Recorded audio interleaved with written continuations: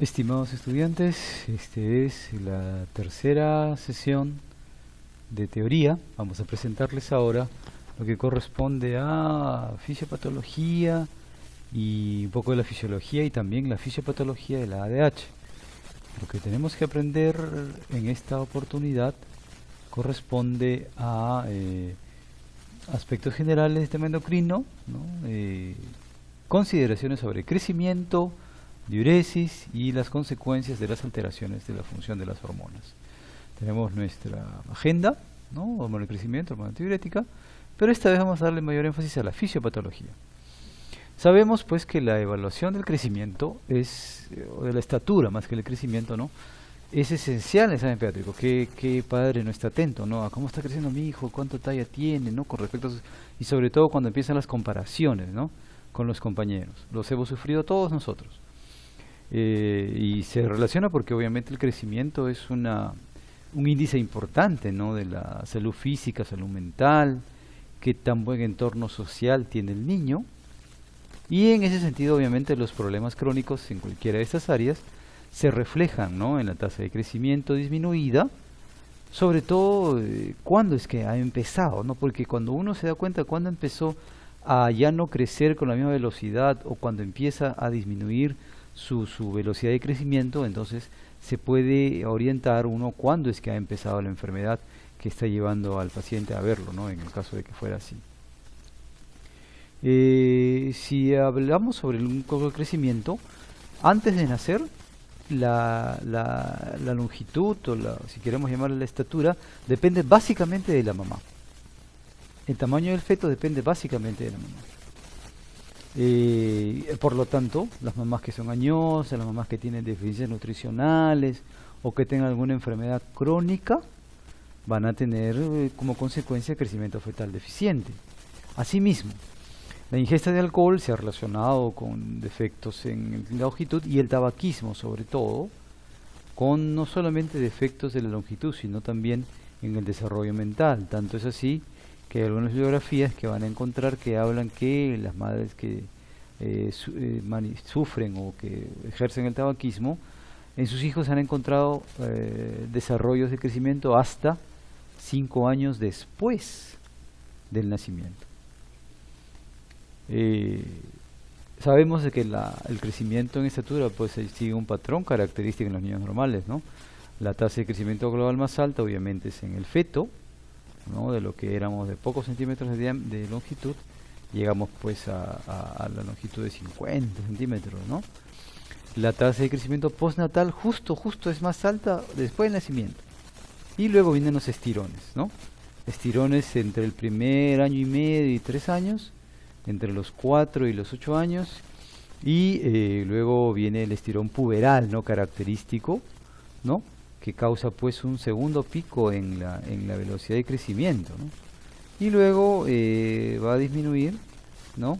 la tasa de crecimiento hasta que se fusione la epífisis de los huesos largos y posteriormente pues se detenga el crecimiento. Para recordar, ¿no? Los efectos y entrar al tema, ¿no? Vean ustedes que hemos revisado que la GHRH y la somatostatina cumplen una función básica tanto para estimular como para inhibir en la hipófisis anterior la producción de la GH, que a su vez va al hígado para producir el factor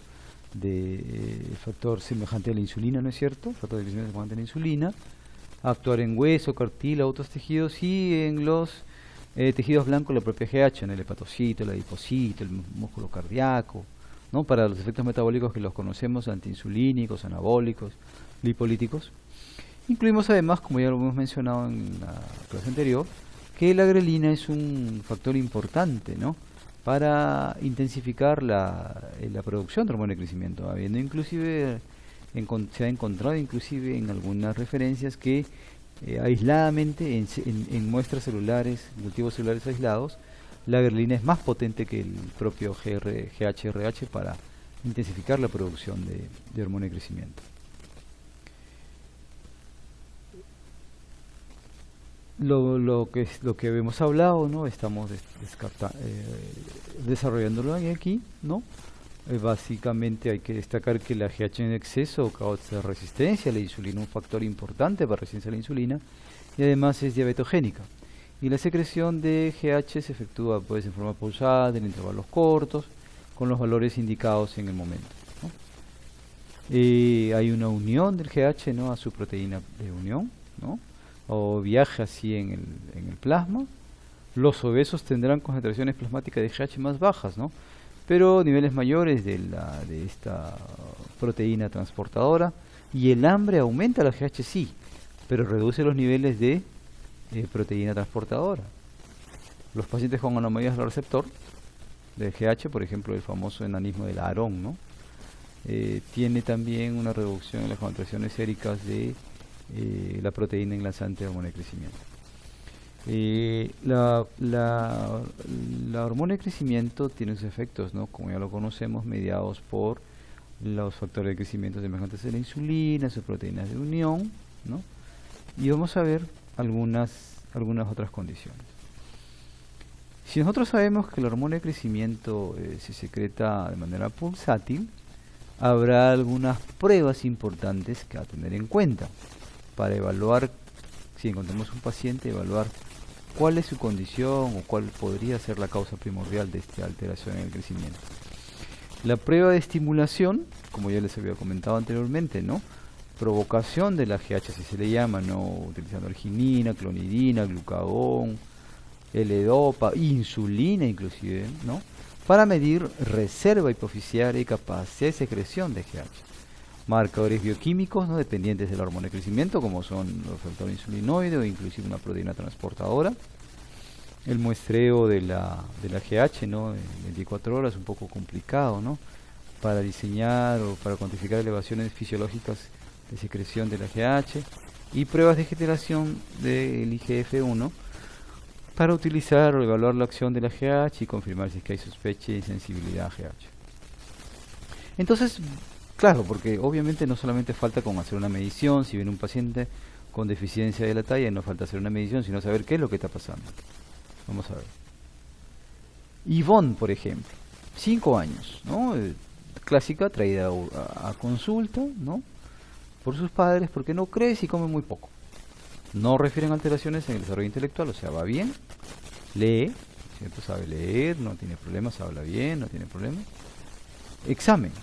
El estatura ustedes lo miden, 91.5, menos 4.1 desviaciones estándar de lo que debería ser. El peso, en 12.5, menos 3.4 desviaciones estándar.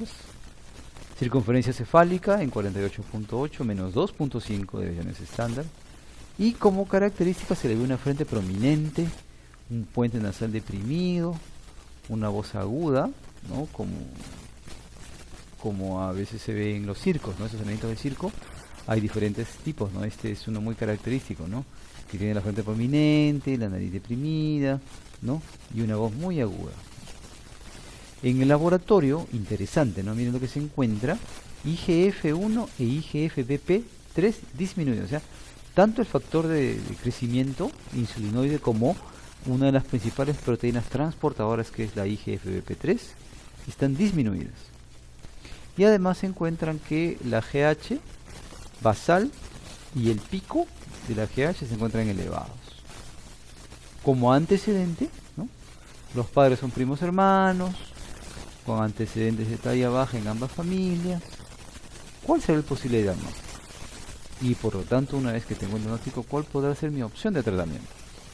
Si nosotros tenemos en cuenta esto, ¿no?, miren ustedes aquí, disminuida la IGF-1 y el transportador, y obviamente está aumentada la GH basal y aumentados el GH, la pregunta es: ¿hay respuesta a la GH? Si no ha crecido, obviamente no. Entonces, ¿qué cosa es esto? ¿Qué cosa puede ser? Ustedes ya obviamente ya están dándose cuenta que es, claro, una sospecha, más que ya sospecha, casi certeza, ¿no?, de insensibilidad a la GH. ¿Ok? Esa es una de las principales posibilidades en este caso. Si es insensible, ¿no es cierto?, a la GH, como estamos nosotros planteando, ¿qué es lo que nosotros podríamos emplear como tratamiento, ¿no? Si hay, además, que dice que en los primos, hermanos, ¿no? Son primos hermanos los papás, ambas familias son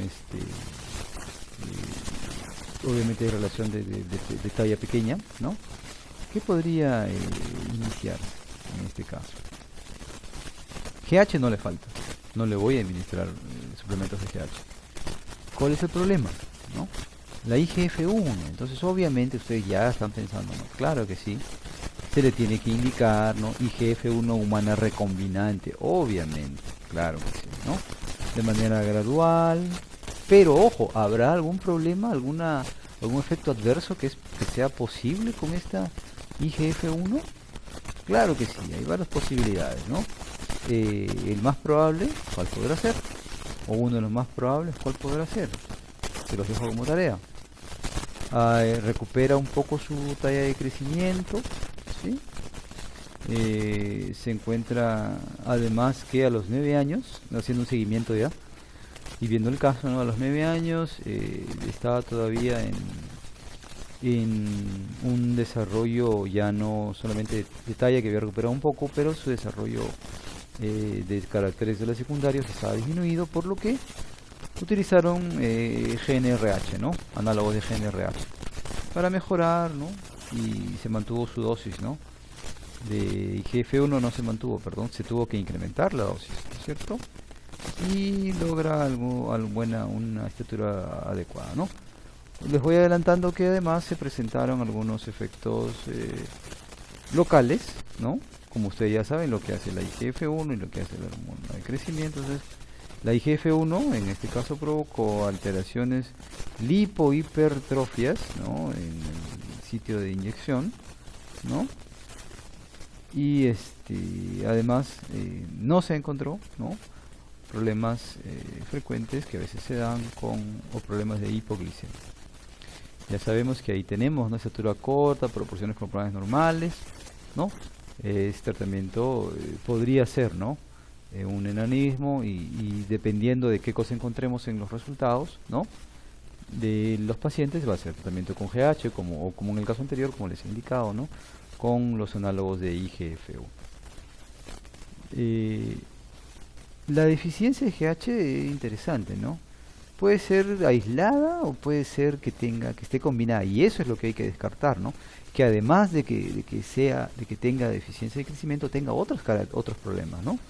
Es característico, ¿no? Que haya fracaso de crecimiento después de un año de vida, ¿no? Y la clave es que sea por debajo de dos deviaciones estándares. Pero ojo, 2 deviaciones estándar con el tiempo necesario para lograr esa talla, ¿no? Si encuentran esas dos divisiones estándar en la talla de la paciente, entonces probablemente esté un problema de enanismo o de deficiencia de la GH por alguno de los factores que ya les he comentado. Por otro lado, la hiperfunción, ¿no? Los gigantismos, ¿no? Incremento lineal por estimulación de las placas epifisiarias y básicamente por el adenoma, ¿no? Antes de que cierren los cartílagos epifisiarios, el gigantismo. En niños es extremadamente raro, ¿ok? Muy raro en práctica pediátrica, ¿no? Pero lo que más se encuentra pues es en adultos, ¿no? También podría ser por el problema ¿no? de un adenoma, ¿no?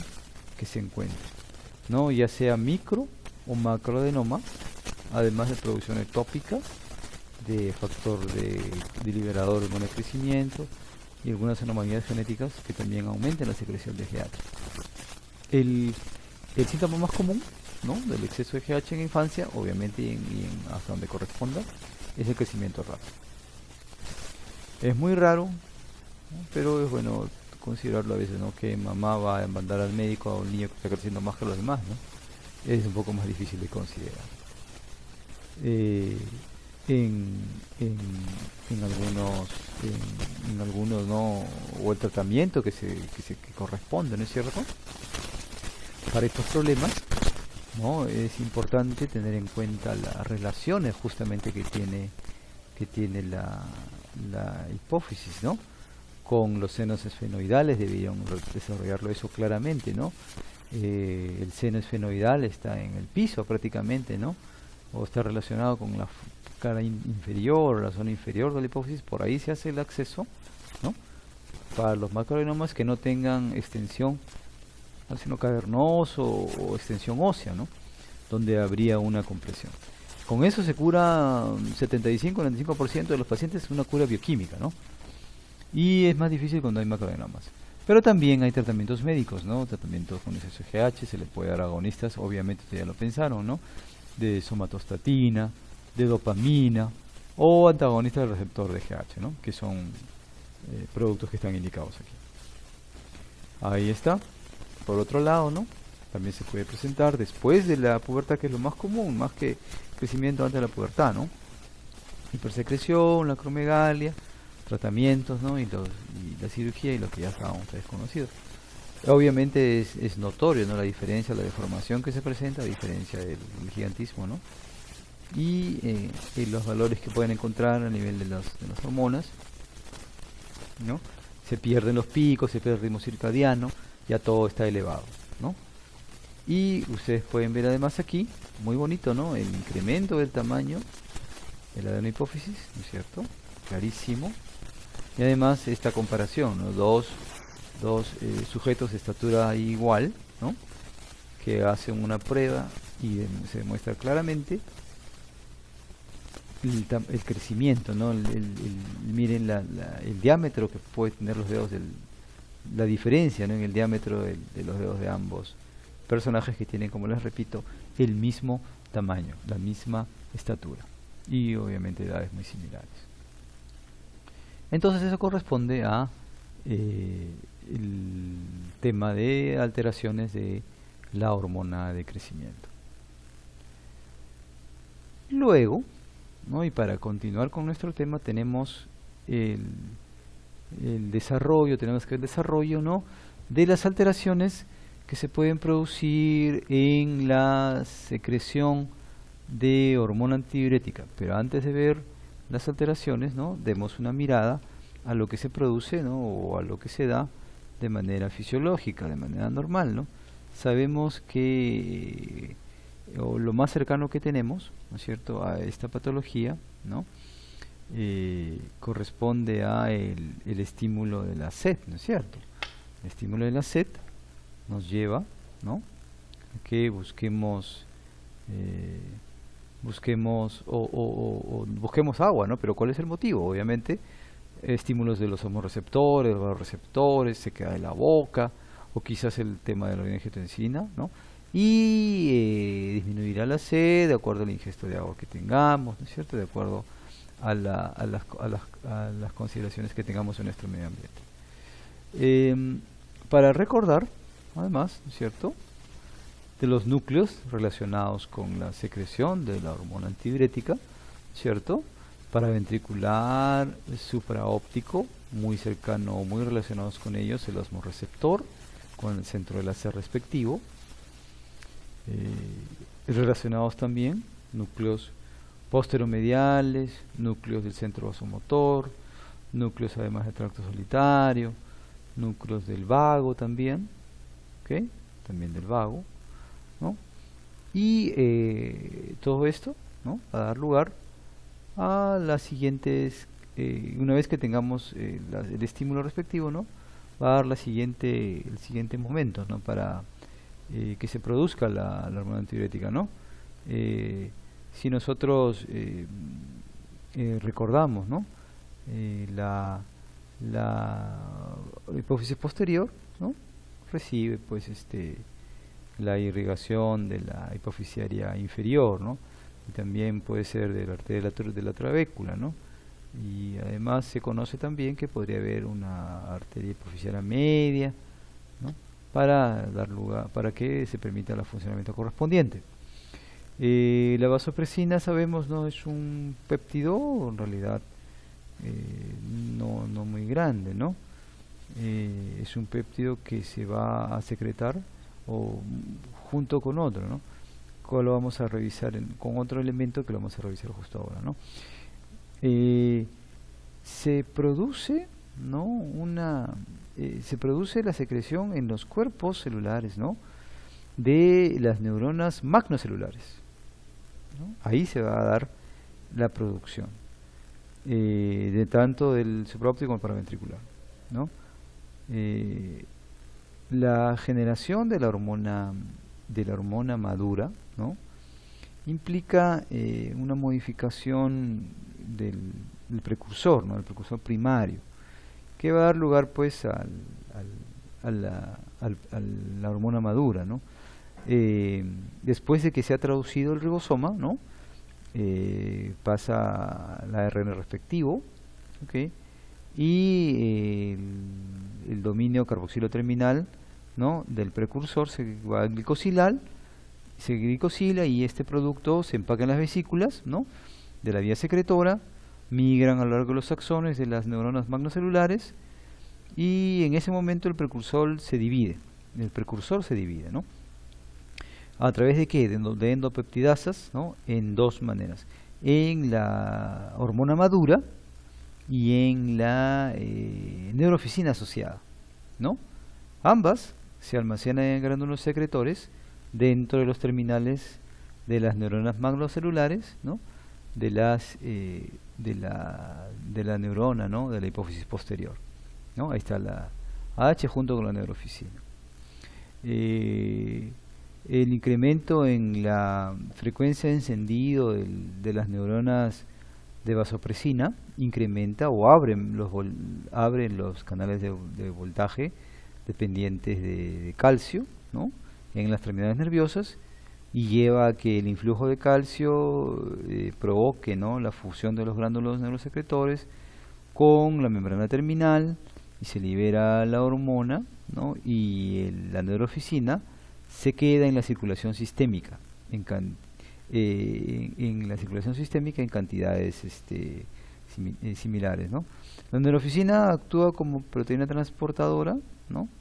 Para la vasopresina, para la hormona antidiurética, durante la migración axonal y luego parece que no tiene otra función, ¿no? Eso, además, ¿no es cierto? Se ve que la ADH, ¿no? Y también la citosina, de paso, no les voy diciendo, ¿no? Circulan sin unión a proteínas plasmáticas, ¿no? Pero algo interesante, ¿no? La vasopresina se une a receptores específicos en las plaquetas. La vida media de la vasopresina que circula en plasma es de 5 a 15 minutos, ¿no? Varias aminopeptidasas y endopeptidasas circulantes degradan a estos péptidos, ¿no? Y va a dar lugar, ¿no? a que haya pues un aumento o una disminución de la presencia de vasopresina. ¿Cuáles son los principales estimuladores? ¿No? Lo vemos, ¿no? La osmolalidad, el incremento de la osmolalidad, ¿no? En niveles 10 veces, 20 veces, 30 veces, ¿no? Como está indicado aquí, ¿no? Hace que se eleve la vasopresina rápidamente. Y asimismo, ¿no? La disminución, ¿no? De la presión en estas dimensiones o en el volumen sanguíneo, ¿no? Hace que se disminuya, ¿no? En estos niveles. Hace que esta disminución, ¿no? De la presión y el volumen hace que se produzca, ¿no? La vasopresina, ¿no? Plasmática, y como ustedes pueden ver son en valores muy pequeños, ¿no? Muy bajos, en picogramos. La vasopresina, componente clave, ¿no? del balance de electrolitos para manejar el agua, y además tiene en un contexto más amplio, ¿no? Tiene roles integrados, ¿no? En la respuesta a cambios cardiovasculares, ¿no? Como contracción del músculo liso vascular y otras consideraciones que lo vamos a ver a continuación, ¿no? El principal efecto fisiológico de la vasopresina es la regulación de la reabsorción del agua, ¿no? En la nefrona distal. Los procesos, ¿no? A través de la modificación de los procesos de transporte. ¿Cómo lo hace, no? Ustedes ven, ¿no? Aumenta la permeabilidad de las células principales para el túbulo distal y colector a través de la activación, a través o mediado, ¿no? Por su receptor, que es el V2, que va a incrementar la secreción de acuaporinas, ¿no? Para producir una orina más concentrada o inclusive hiperosmótica. Asimismo, una contracción musculoesquelética, ¿no? A través del receptor V1, que es otro mediador, ya no es mediado por lo mismo, sino KCP3, calcio. Vamos a ver además, ¿no? Además, que viendo el mecanismo un poco más avanzado, ¿no? Es la luz del túbulo colector, el espacio intersticial, ¿no? Este es la célula, ¿no? Del túbulo distal, ¿no es cierto? Aquí está. Y vemos que hay varias estructuras, ¿no? Las acuaporinas, por ejemplo. Ya sabemos que hay una serie de acuaporinas en el cuerpo humano, ¿no? Que son poros, ¿no es cierto? Que son poros que van a permitir que pase por ellas el agua, ¿no?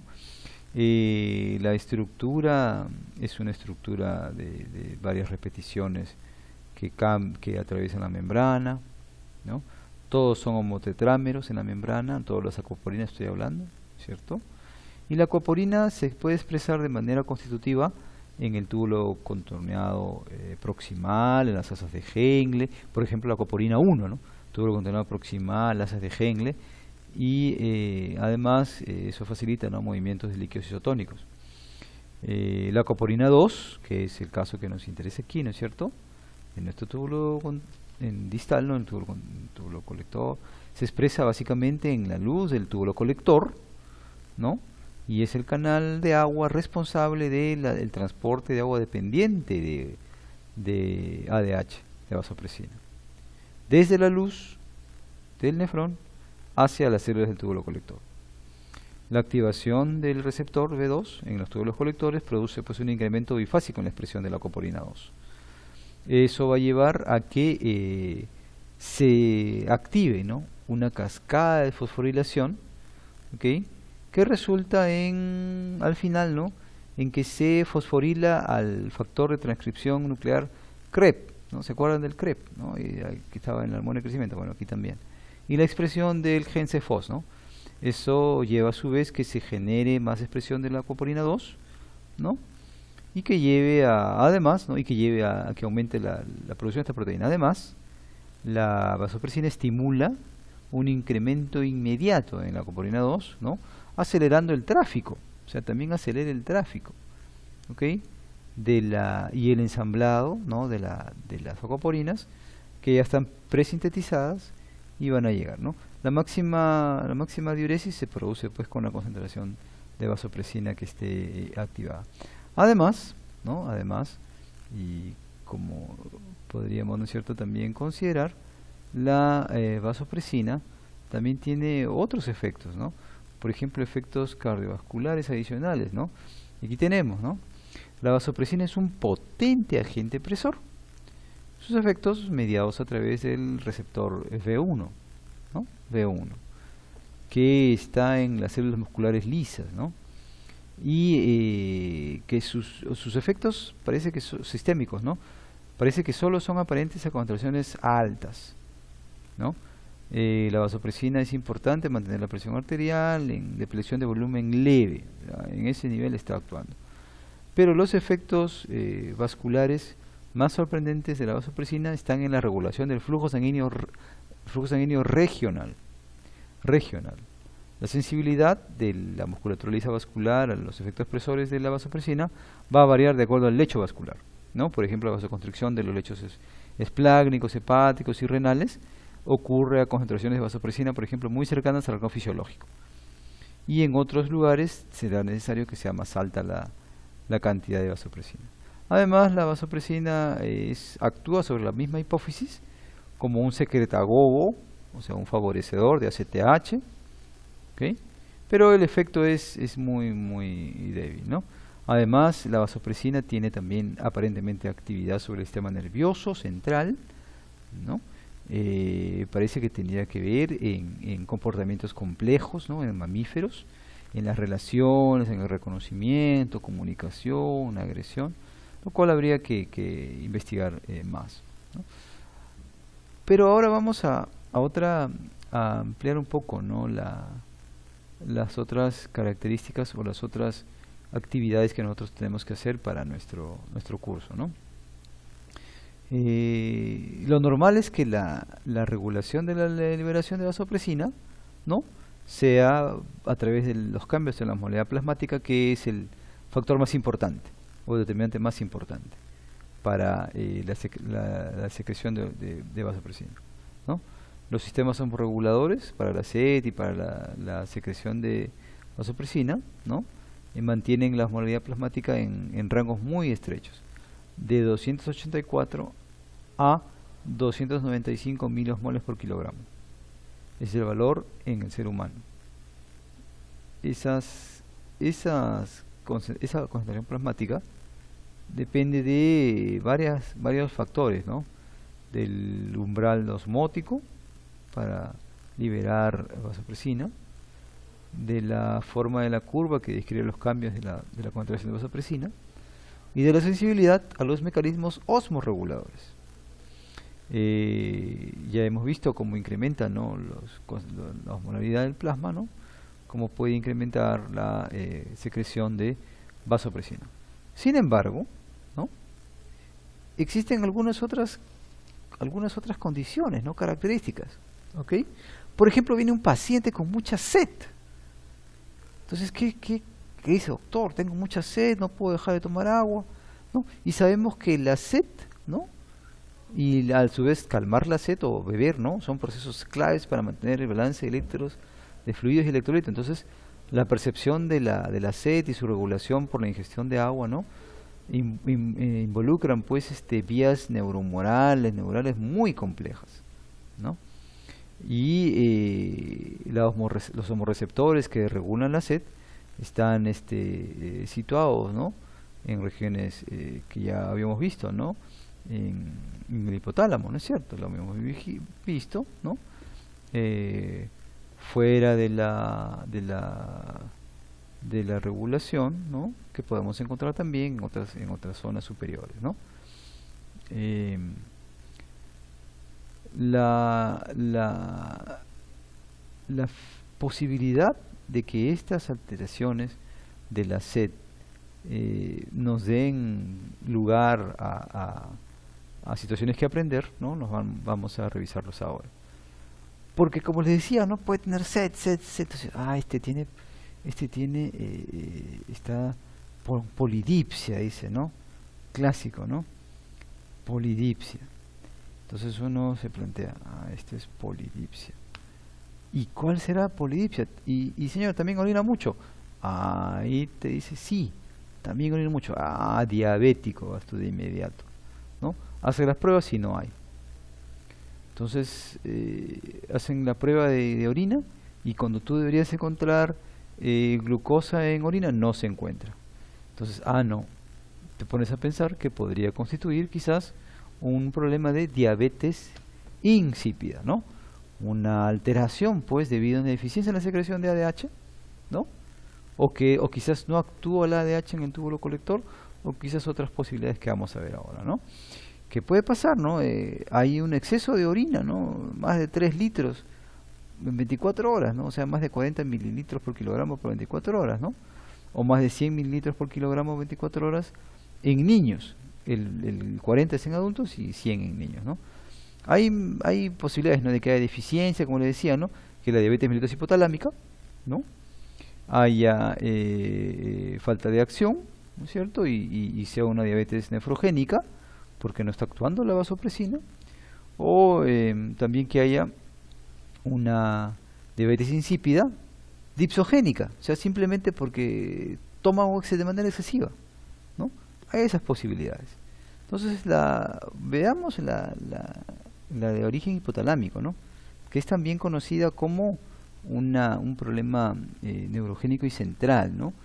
Hay probablemente una carencia, ¿no?, una falta parcial o completa de secreción de vasopresina regulada de manera por la osmolaridad, ¿no? Las concentraciones plasmáticas de vasopresina son bajas, ¿no?, con respecto a las osmolaridades que tienen, plasmáticas que hay, ¿no? Las presentaciones de esta diabetes insípida hipotalámica, ¿no? Generalmente hay destrucción o pérdida de la función de un 80% de las neuronas magnocelulares vasopresinérgicas, ¿no? O sea, las que producen vasopresina. Es raro, ¿no? Igual en mujeres y varones, y aunque la poliuria persistente puede llevar a deshidratación, la mayoría de los pacientes, ¿no? Mantienen el balance con una polidipsia adecuada, ¿no? La mayoría de los casos de esto es adquirido por trauma, ¿no? Daño al hipotálamo, al tallo hipoficiario, al hipófisis posterior, ¿no? Hay alteraciones que se pueden presentar, ¿no? Y a veces, ¿no? También puede haber tumores hipotalámicos o hipoficiarios inclusive, ¿no? Quizás metástasis hipoficiarias como cáncer de mama, cáncer bronquial, ¿no? Y sin embargo son raros, ¿no? Lo que podría haber común en la infancia es el craneofaringioma y germinoma o teratoma, ¿no? Que podrían ser causas que debas considerarse en la infancia, ¿no? También se puede presentar esta diabetes insípida en el embarazo, ¿no? Porque la actividad de la vasopresinasa placentaria, ¿no? Disminuye o aumenta, perdón, la degradación de vasopresina, ¿no? La poliuria y la polidipsia calman con después del parto, ¿no? Hay una historia familiar en algunas enfermedades genéticas raras que pueden conllevar a este tipo de diabetes insípida, ¿no? Que les hablo de hipófisis, ¿no? La nefrogénica, ¿no? Se debe a una resistencia renal a los efectos de la antidiuréticos, ¿no? de la vasopresina, ¿no? Hay alteraciones que están asociadas al cromosoma X, ¿no? Cromosoma X, ¿no? Ahí se perdió la función ¿no? del receptor porque hay mutaciones, ¿no? Se han descrito algunas mutaciones, ¿sí? Que llevan a esto, que afectan afectan varios aspectos de la función del receptor, ¿no? Su unión al ligando, el acoplamiento de la proteína G, y se pierde casi por completo la función, ¿no? Y algunos pueden estar asociados, ¿no? a problemas leves, pero de todas maneras los individuos, ¿no? Tienen pérdida del gen, ¿no? De la coporina 2 que ha sido mutado, ¿no? No son muy comunes, ¿no es cierto? Además también puede haber una diabetes insípida nefrogénica por efectos fármacos, ¿no? Efectos farmacológicos, ¿no? Por ejemplo, ¿no? Podría ser, ¿no? Efectos de litio, ¿no? Porque hay una desregulación en la expresión de la coporina 2 y el tráfico de la misma coporina, porque ¿por qué? Porque hay una expresión desregulada, ¿no? de un canal de sodio epitelial sensible a amiloride, ¿no? en el túbulo colector cortical. El litio ingresa a este tubo colector a través de este canal, ¿ok? Y lleva a la inhibición de la vía, ¿no? de una de las vías que va a conllevar a la presentación o al aumento de los receptores de acoporina 2 en las membranas respectivas. Es llamativo de que la diabetes insípida nefrogénica secundaria a toxicidad por litio puede persistir después que se ha retirado el fármaco, hasta podría ser irreversible, ¿no? Además, ¿no? puede haber algunas otras alteraciones, ¿no? que pueden llevar a esto, ¿no? Algunos fármacos raros que podrían llevar a alteraciones de este tipo, ¿no? Además hay la diabetes insípida como se llama, ¿no? Dipsogénica, ¿no? Que generalmente es manifestación de hiperdipsia primaria, una enfermedad psiquiátrica o secundaria a efectos farmacológicos. También se puede asociar a alteraciones, miren, interesante, ¿no? En la percepción de la sed, un umbral bajo para sed, ¿no? O una respuesta de sed exagerada a un cambio osmótico, y la incapacidad de que la sed o de suprimir la sed en osmolaridades bajas, ¿no? Es difícil o es raro, ¿no?, encontrar alteraciones estructurales, y por ejemplo, hasta un 20% de los pacientes con esquizofrenia crónica pueden tener polidipsia, ¿no?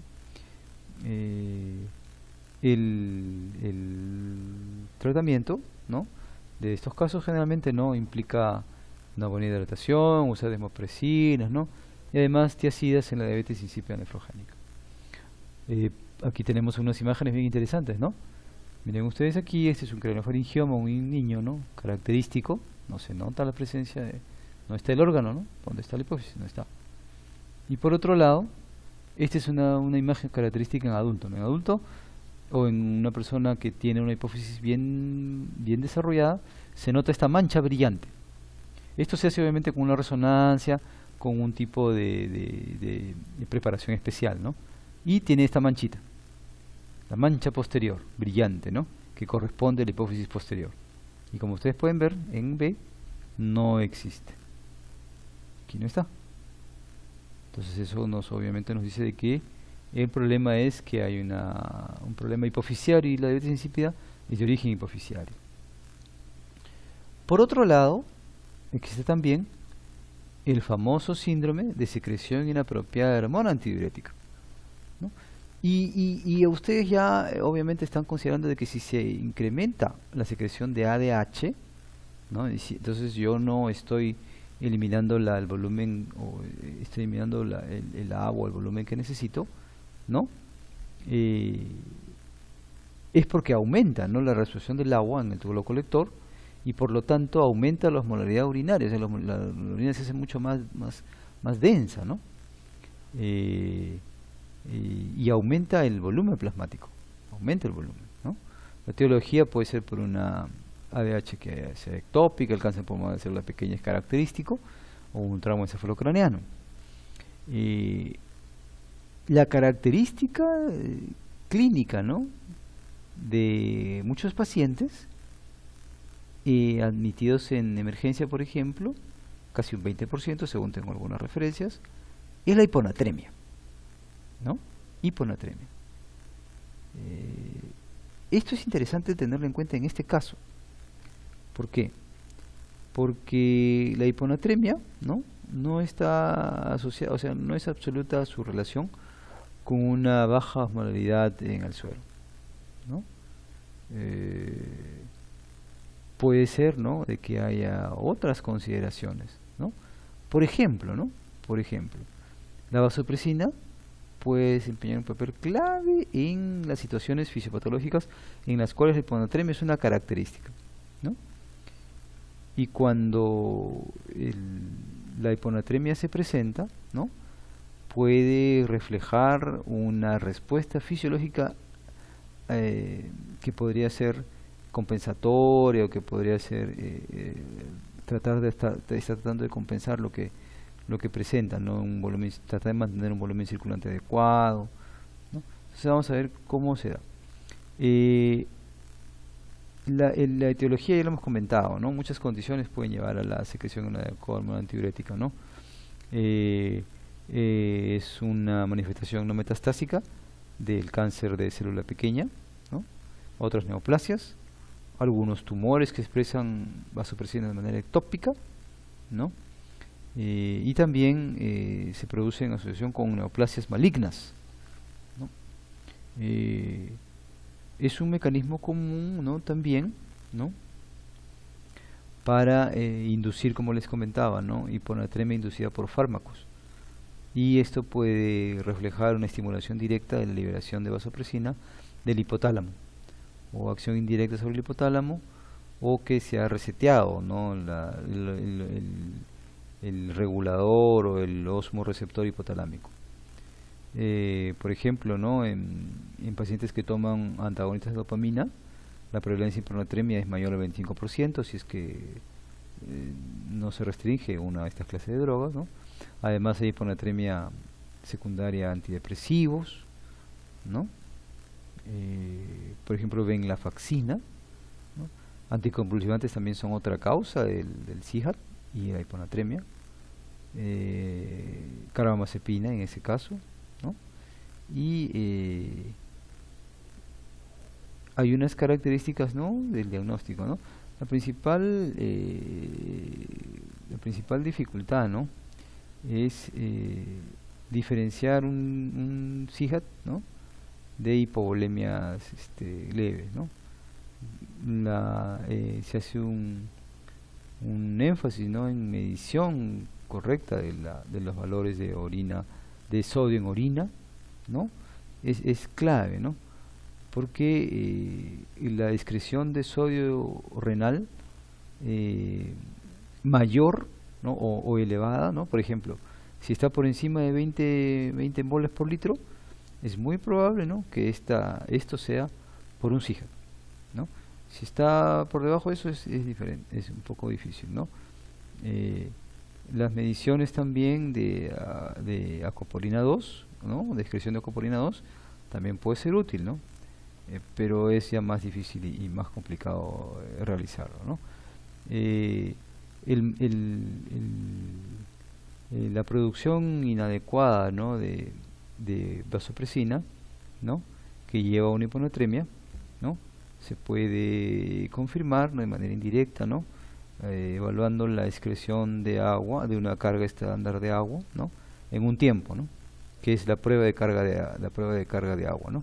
Los sujetos normales excretan 78-82% del agua ingerida, de la carga ingerida, en más o menos un periodo de observación de 4 horas, ¿no? Esto se puede reducir, ¿no?, a 30-40% o incluso menos, ¿no?, de la carga de agua ingerida en presencia de producción constitutiva de vasopresina, ¿no? No necesariamente no es la prueba, pero puede ser útil en manejo de este tema, ¿no?